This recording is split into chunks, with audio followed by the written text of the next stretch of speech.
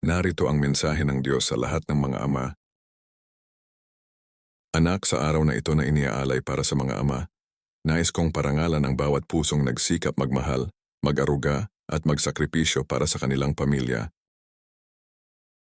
Nakikita ko ang bawat pagod na hindi nila ikinukuwento, ang bawat luha na lihim nilang pinupunasan, at ang bawat laban na tahimik nilang hinaharap upang maibigay ang pinakamabuti para sa mga mahal nila sa buhay. Sa mga ama na minsan ay nakakaramdam ng pagod at panghihina, nais kong sabihin sa inyo, nakikita ko ang inyong sakripisyo. Walang gabing puyat, walang pawis at walang panalangin inialay para sa inyong pamilya ang nasasayang sa aking paningin. Kahit may mga pagkakataong pakiramdam ninyo ay hindi kayo napapansin o hindi sapat ang inyong nagagawa, tandaan ninyo na ang inyong pagmamahal ay nag-iiwan ng bakas sa puso ng inyong mga anak. Sa mga amang patuloy na nagsisikap kahit maraming pagsubok, huwag kayong mawalan ng pag-asa. Ako ang magbibigay sa inyo ng lakas kapag kayo ay napapagod, karunungan kapag kayo ay nalilito, at kapayapaan kapag mabigat ang inyong dinadala. Hindi ninyo kailangang maging perpekto upang maging mabuting ama. Ang kailangan lamang ay isang pusong handang magmahal, magturo ng tama, at magtiwala sa akin. At sa mga anak, nais kong paalalahanan kayo na pahalagahan ninyo ang inyong mga ama.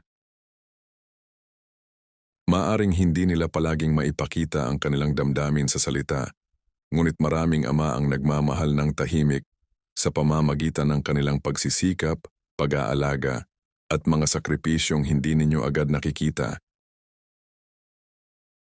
Sa mga nawalan ng ama, sa mga amang malayo sa kanilang pamilya, at sa mga pusong nakakaramdam ng pangungulila sa araw na ito, nais kong malaman ninyo na ako ang inyong ama na hindi kailanman lalayo. Ay nasasaktan, yayakapin ko kayo ng aking biyaya at kapayapaan. Ngayong Father's Day, magpasalamat kayo sa mga ama na aking ipinagkaloob sa inyong buhay.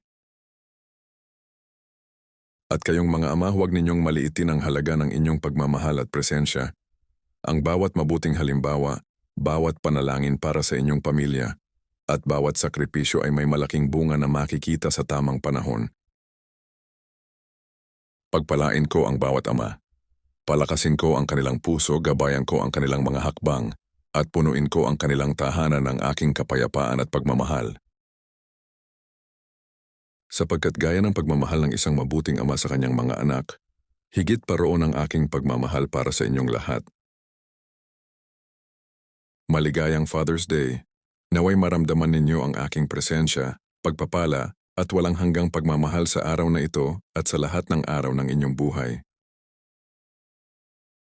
Kung paanong naaawa ang ama sa kanyang mga anak, gayon din ang Panginoon sa mga may takot sa kanya. Mga awit 103:13. Type Amen. Follow, like, comment, share.